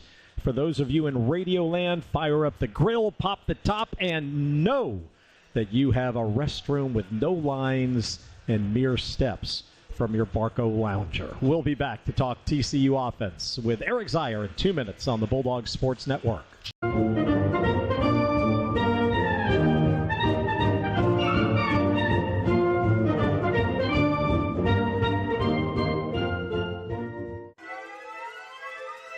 It's game day for the Dogs. We got him again. He went down on the 35. Javon Bullard. Let's rejoin the Georgia Bulldogs Tailgate Show. Snap it back to Stroud. He rolls to the near side. We pressure with 3 guys. He just hangs it up in the end zone. And Harrison drilled by Bullard. The game-altering PBU right there in more ways than one by Javon Bullard last week against Ohio State. Man, did Georgia's defense ever rise to the moment at MBS? The Buckeyes managed to only 29 yards and 3 points in the fourth quarter as the Dogs capped what earlier in the game had been really a gushing well of Ohio State offensive production. Eric Zier, your old buddy Hondo on the radio. Z, just before the second half kick, I think it was Laura Rutledge on ESPN, reported that among the messages from Kirby to the troops was to win the fourth quarter. And obviously we did, outscoring Ohio State 18-3, captured a 1-point victory. But, dude, watching the replay this week with Laura on, saying that, all I could think mostly in jest was, dang, Coach, don't tell them that, means we can go lose the third quarter. Yeah, no question. Listen, the Dogs stalled in the third quarter of last week's game. We tried to get back and establish the run, really, I think, in part to slow down what Ohio State was doing offensively. We dug ourselves back into a pretty steep hole. But the way that this team came out, competed, fought, never quit in the fourth quarter, and the resiliency of the defense to come out and really just shut down. And we did it because at that point, now we were the team that had nothing to lose. No different than how Ohio State was playing through the first 3 quarters of the game. We get into the fourth quarter, we've got to make up a historic kind of deficit to come back. We pinned our ears back and we started bringing pressure from all over the place, started getting to C.J. Stroud, and fought and just climbed our way back into it. We catch a couple of breaks. They've got a defensive back that falls down. Honestly, Arian Smith already would have run past him to get a quick score, and then just kept fighting and fighting and fighting. And then finally we get the missed field goal from them after we had missed two, and the rest is history, and we are the ones sitting here defending the title. All right, tell our fans out there about Max Duggan, the quarterback for TCU. Yeah, listen, he is a special talent. Obviously, finished second in the Heisman race, north of 300 or 3,500 yards throwing the football. He can hurt you with his legs, 461 yards per game on the ground. So he is a playmaker. This offense runs through him. He's got a great receiver, got a great running back that's banged up right now. We'll see if he can go. A big, strong, physical offensive line. But the heart and soul of this football team is Max Duggan, and his story is really a remarkable one. Got benched coming into this season, didn't transfer, didn't quit, continue to compete, earn the respect of his team, and this team rallies around him. And if there's one word I think to sum him up, he's a competitor. He is not going to stop fighting until there's no time left on the clock. This team, his TCU team, responds to that extremely well, and that is the reason, that mentality of never die, that we're going to fight you until we can't fight anymore. It's the reason that they're on the biggest stage of all of college football as well. Michigan entered the college football playoff ranked third in the nation in rush defense, surrendering only 85 yards per game. But Texas Christian tore off 263 yards on the ground against the Wolverines last week. Impressively, the Horned Frogs kept pounding the rock and succeeding, even with the departure of star running back Kendra Miller, who suffered a first-half knee injury. No question. And really, listen, TCU can run the football. They've got talent. They've got a big, strong offensive line. They've got, even with Miller not in the game, they've got Amari DeMercado that is a very talented runner in his own right. He's got 622 yards this year on the ground, 6 touchdowns. But when you go back and look at what TCU was doing, it was really nothing special, nothing spectacular. It was terrible gap control from Michigan. They tried to bring pressure a number of times, had one guy blitzing where they doubled up gaps. So as soon as you start to vacate any type of level with linebacker pressure and run blitzes, you vacate gaps and you break through that initial line of scrimmage and that initial push. There's nobody left there for you in time. Play after play after play, you saw terrible gap control from Michigan, and it's what led to a really dominating game for TCU on the ground. All right, excellent, Z. Thank you very much. We'll check in with the voice of the Dogs, Scott Howard, next. So far in 2022, Georgia has held 6 teams to a season low in points, including number 1 Tennessee and number 11 Oregon. But things haven't gone quite as well the past 2 outings. We'll see if we can straighten things out tonight as our top-ranked Dogs take on number 3 TCU. Collisions commence at 7:45 on the Bulldog Sports Network.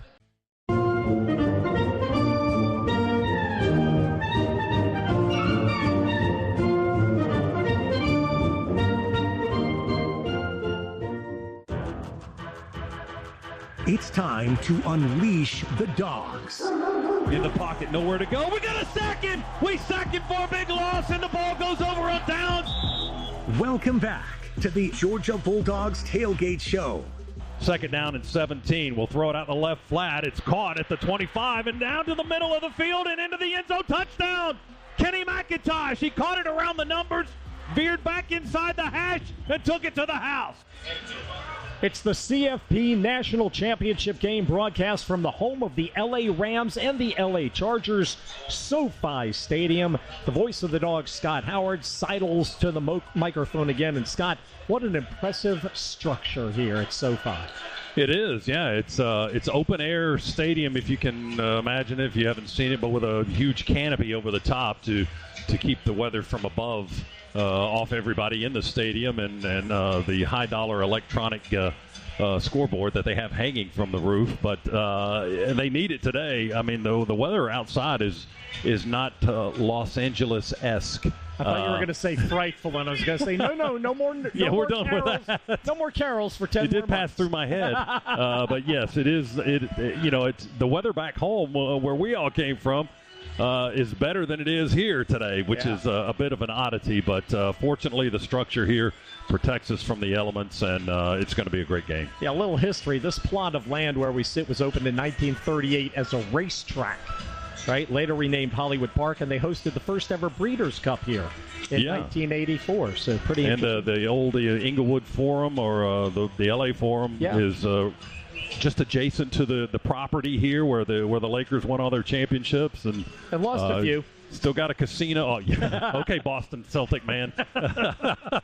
They still have a casino on the edge of the property here, but it's right in the middle of. There's no vacant space out here, so everything is confined, but it's a beautiful location. SoFi Stadium also hosted the last Super Bowl. Matthew Stafford leading the Rams over the Bengals last year. Upcoming events here at SoFi include the 2026 FIFA World Cup and opening and closing ceremonies for the 2028 Olympics.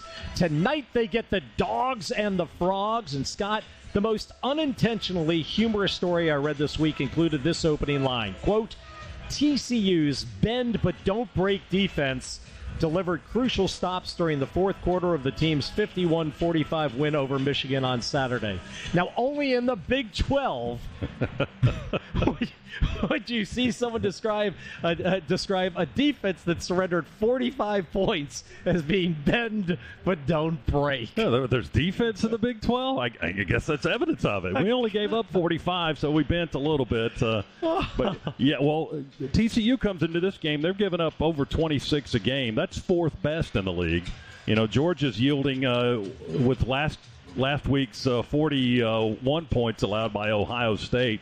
Our average points per game now is up just under 15 a game, which leads the SEC and is fifth best in all the FBS. But yeah, that's a great point you make about the Big 12. We saw that at Oklahoma in the Rose Bowl, right? A handful of years ago. It's like they didn't play a lot of defense there, and that turned into a shootout. And this one could go that way as well tonight. I wouldn't be surprised. I wouldn't either. All right, thank you, Scott. The voice of the Dogs. Scott will be back with Eric, Schock, and Lauren in a few minutes. Plus, in about 20 minutes, Scott will sit down with Georgia coach Kirby Smart. They'll have an exclusive Inside Skinny on tonight's championship contest. Stay with us. We'll have more from SoFi Stadium, Georgia, and TCU for the national championship on the Bulldogs Sports Network.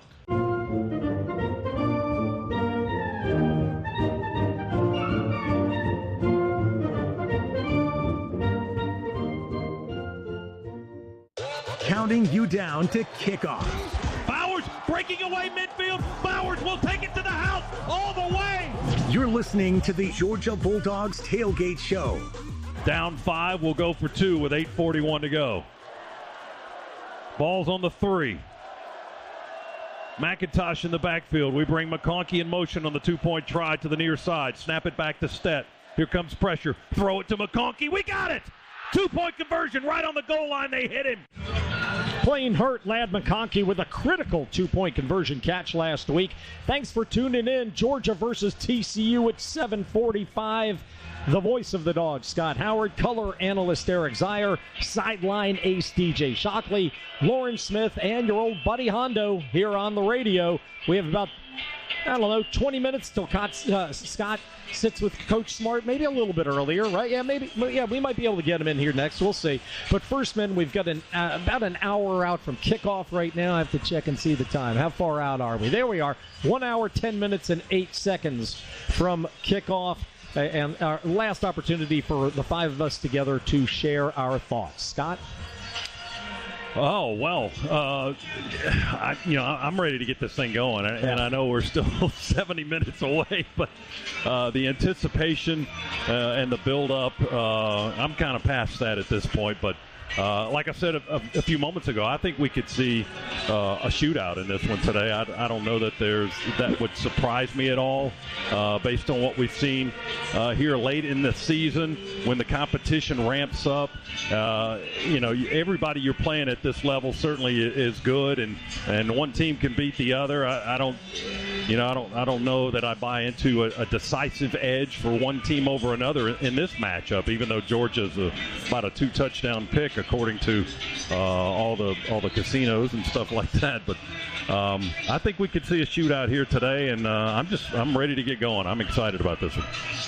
Yeah, champions finish, and this football team has showed that resiliency and that mettle to go finish time in and time out.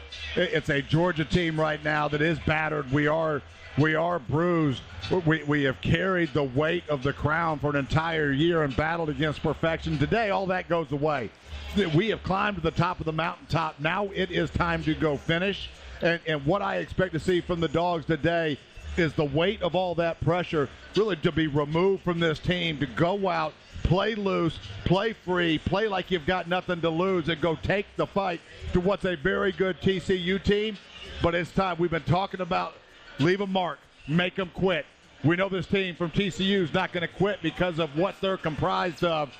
But it is time to go take the fight to the Horned Frogs and not stop for 60 minutes. And like you, Scott, I'm ready for it to get going. This hour and 8 minutes now can't get here quick enough. Shock? Just extremely proud of what this entire team has done this season. I mean, it's been fun to watch these guys battle and go forward. It's been fun to watch the messages that Kirby has to use every single week and the way this team goes about their business. And all year long, regardless of what people have said on the outside or being number one and obviously being hunted, this team has always found a way to stay together. And we're here now for a special reason. And they're here because they deserve it. They worked hard. And I'm looking forward to a monster matchup. I'm on the line with Scott that I think, there should be a lot of points in this ball game, a lot of offensive firepower. We know our defense is good, but at the end of the day, all we need is one more point than them. And I think if we come out on top and play that kind of style of ball we played for 14 other games, we'll be out here with another parade and having a good time. Well, I just think it's a wonderful time. Great for Georgia fans. Great from the most recent custodian all the way up to the athletic director. Georgia people love the Dogs. Georgia people are appreciative of the effort that's been made, and they've developed the confidence that this team can and will win. Not easy. It's not a slam dunk. It's not a guarantee. And I think this brings us to a point where we can exceed what was happening in the pre-World War II era with Sinkwich and Trippi. Then after that, after the war with Trippi, Moore, and then the Vince and the Herschel years, this could be a day that moves us to the head of the football class in this country and make Kirby Smart the toast of the coaching world. I'm excited and ready for us to get after their anatomy. The TCU defense, Scott, the Horned Frogs held Michigan to a 3 for 13 conversion rate on third downs, 0 for 2 on fourth. Yeah, I mean, that's outstanding. And that TCU defense was bending and not breaking, apparently, even though they gave up 45 points. Yes. They bent in the right situations. They broke at other times, but when it came down to the actual game and winning the game, they were just bending. They were not breaking, but it's not a bad group. It's we've heard a lot about the 3-3-5.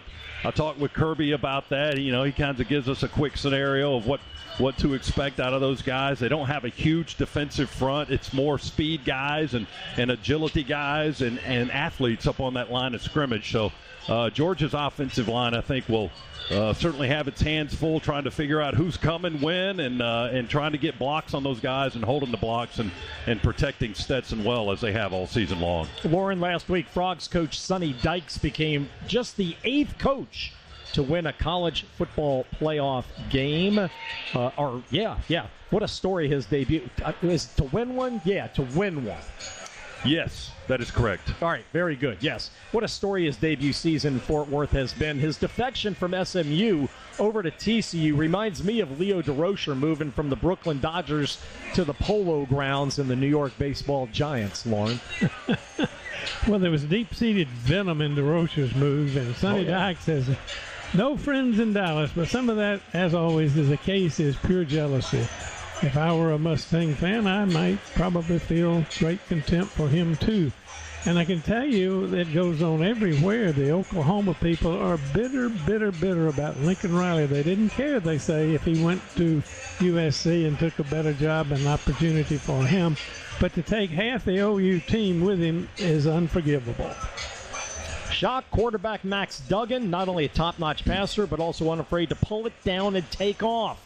He's carried the pigskin 127 times for 461 yards and 8 TDs during his Heisman runner-up campaign. After what we saw from C.J. Stroud due to us last week, how will Georgia better contain the quarterback tonight?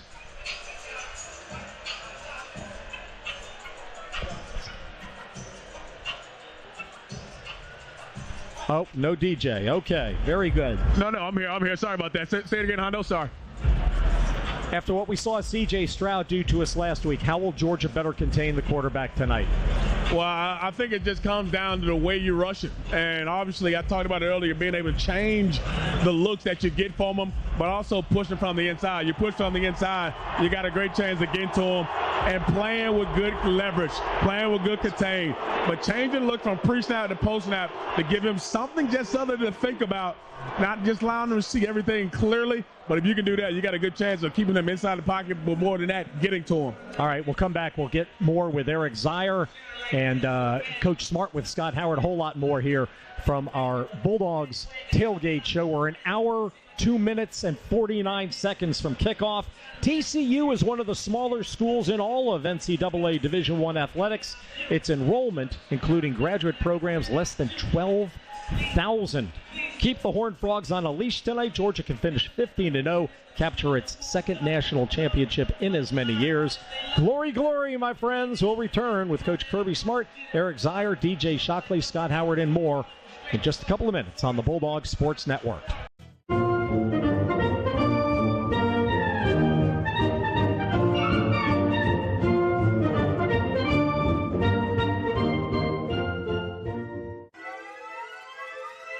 It's game day for the Dogs. We got him again. He went down on the 35. Javon Bullard. Let's rejoin the Georgia Bulldogs Tailgate Show. Handoff. Kendall Milton steps over a man, angles to the right, to the 5, to the 4, to the 3. They try to push him in the end zone. They do. Touchdown. Oh, yeah. Great to have Kendall back the past few weeks, huh? Oh, TCU's team running out on the field right now. The specialists have been out there getting warmed up. They've got Georgia specialists and a few guys out there running around on the field. I see Ladd McConkey getting loose down there, Eric Zier. This is an exciting time for a player, right? At 59 minutes from kickoff for the national championship. Yeah, it really is. This is where you start to work out some of those nerves before you come out of the locker room to get warmed up. Probably the time where the nerves are starting to get heightened up a little bit. You get out on the field, and now you just start to get back into your routine, and everything starts to become normal, and you start to get locked in and focused on the task at hand, and it doesn't get brighter than this stage. The great thing for the Dogs is we have lived on this stage now for a couple of years, and you date back to 2017, 2018. This is a team that the moment's not going to be too big for us, without question. Now it's just time to go execute. We've been talking about Max Duggan, who was the Heisman Trophy runner-up this past year to Caleb Williams of USC. He passed for 4 TDs, 225 yards against Michigan last week in the semifinal. He also tossed a pair of interceptions, and for the second consecutive outing, completed less than 50% of his attempts. Is that simply due to the caliber of defenses you tend to face when we get to the postseason? Yeah, I think it's a couple of things. Now you've got a bunch of tape on him with what this TCU team wants to try to go do. So as you get into the playoffs, where you've got a month to prepare, you can really game plan around what guys really do well and try to go in and take that away. So and you're playing against some of the elite defenses and the elite athletes that the college sport has, or that the sport of football has to offer on the college level.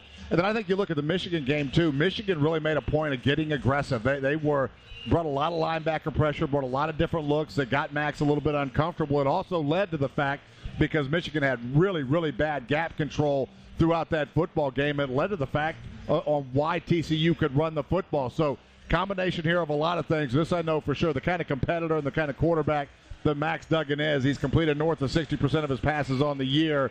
He can get hot in a moment's notice, and you've got to account for him in all things, but applying pressure to him, giving him different looks, different things to think about, really, really important, because if you do, you can get to him a little bit and impact his accuracy. Excellent. Thank you very much, Eric Zier. 57 minutes to kick off between Georgia and Texas Christian for the national championship. We'll come back with Scott Howard. He'll have an exclusive Inside Skinny interview with Coach Kirby Smart 2 minutes from Mark on the Bulldogs Sports Network.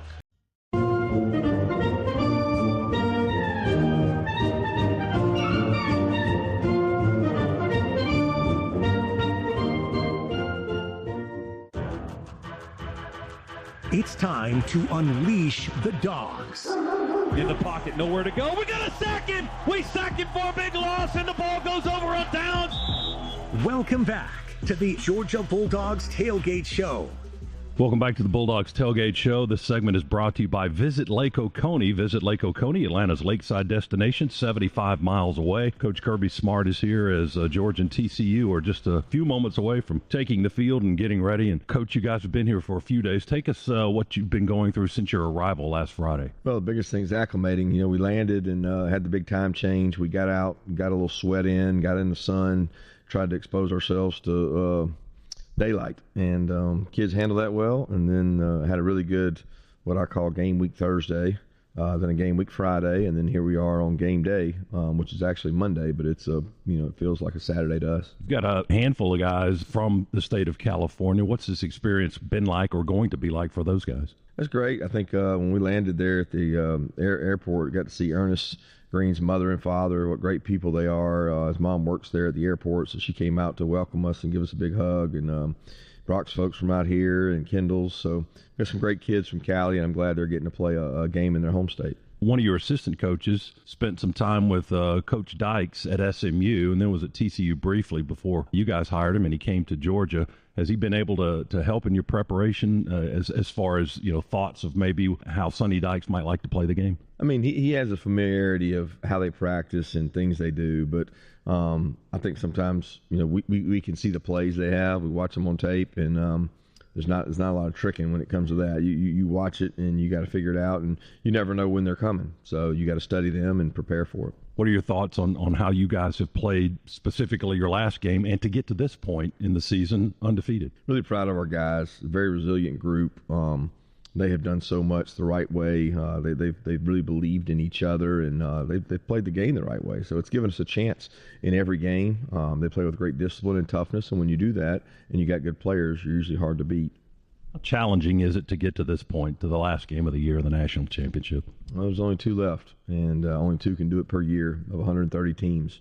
So it's a pretty special feat, regardless of how you get there. The experience last year, this year, did they feel similar at all? Not really. Different group, different location. It seems completely different than last year. Last year's a blur to me now. I don't really remember much about Indianapolis and the weather and how cold it was. It seemed to fly by, and this is kind of doing the same in a different place. What are some of your thoughts on how this game can turn out today? What do you guys need to do?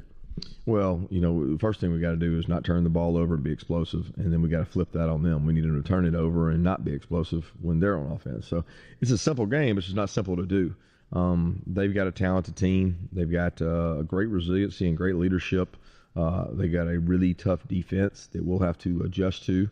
But all those things considered, it goes back to blocking and tackling. Can you block the guy to free space up so somebody else can run with the ball? And can you tackle people at the point of attack? Is the attention that's focused on the 2 quarterbacks from the team, is that warranted? I think so. I mean, both quarterbacks are probably the reason the teams have gotten so far. They're both very talented. They've made big plays in big moments, and they're both very experienced. Kirby, thanks for the time. 1 more mile to go. We'll wish you a lot of luck. Appreciate it, and go Dogs. All right, that's Coach Kirby Smart. This segment brought to you by Visit Lake Oconee. Hondo, we'll send it back to you for more of the Bulldogs Tailgate Show.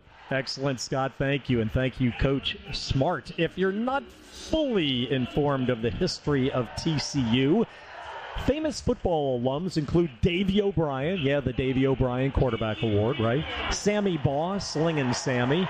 Bob Lilly, Hall of Famer all those years with the Cowboys and the great running back LaDainian Tomlinson, among others. Other noteworthy graduates include journalist Dan Jenkins, longtime of Sports Illustrated fame, and longtime CBS anchorman Bob Schieffer. And did you know that in the old Gilligan's Island TV show, the professor, Roy Hinckley, earned his fictional PhD from Texas Christian University? I did not know that. You did not know that. That is wild, wacky, crazy, funny stuff. All right. Thank you very much, Mr. Carson. Today, only one team will escape from the island in Gilligan and fly home as national champion. It's number 1 Georgia, number 3 TCU. More from SoFi Stadium in the Scana sideline with our DJ Shockley. 2 minutes on the Bulldog Sports Network.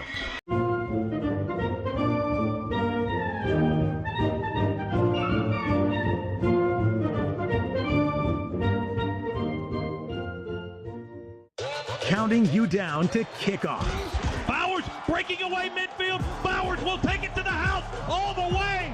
You're listening to the Georgia Bulldogs Tailgate Show. Play fake to McIntosh for Bennett. Sets up on the 15. Yanks it deep. Oh, look at Arian Smith. That's going to be a touchdown. He caught it at the 30, 20, 10. They won't catch him. Touchdown! Touchdown! 76 yards. Boom! In an instant, we had a ball game again, didn't we? Pandemonium, both in the stadium and in Georgia living rooms, bars, and the front seats of a whole lot of cars and trucks across the Peach State on New Year's Eve. Gonna do it again tonight from SoFi in rainy, cold Los Angeles. Let's pause 10 seconds for station identification. This is the Bulldog Sports Network.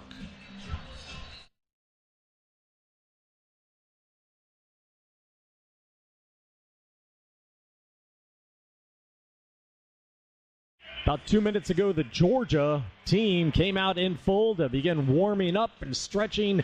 And apropos to tonight, Coach Kirby Smart's team trying for its back-to-back national championships will go down to the Scana sideline. DJ Shockley is with the First Lady of Georgia football. Shock? Yeah, I do. Mary Beth, obviously this is a monster night for the Dogs. Just your initial emotions and presence as we are 45 minutes away from game time. I'm a little anxious. I've been anxious all day, but that's normal. It's a big game. It's a big day. So, at this point, we're just waiting. It's a long wait till kickoff.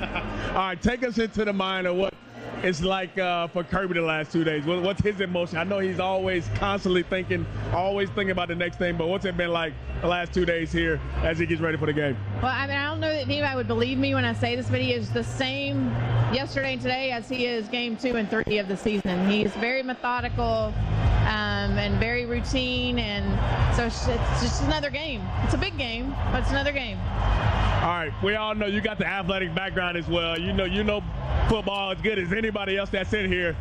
Give us what do you think needs to happen tonight for us to go back-to-back? Okay, win the line of scrimmage. Okay. Stop the big plays, no explosive plays. There we go. That's a good. And win the turnover battle. All right, Maribel, we appreciate it, and go Dogs. Go Dogs. Let's get it. All right, back on to you, Hondo. All right, Shock. I think Z's going to lose his job after that kind of expert analysis as our color commentator, Mary Beth Smart.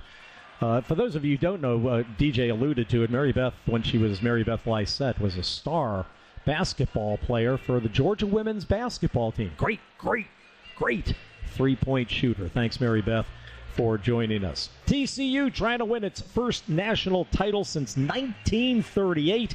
Davey O'Brien was the quarterback back then. The Bulldogs aiming for back-to-back natties and boast the second most bowl appearances, 61, including tonight, and the second most bowl victories, 36, as of last week. All time. It's the Bulldogs versus the Horned Frogs. Drink will flow and blood will spill, starting in 43 and a half minutes on the Bulldogs Sports Network.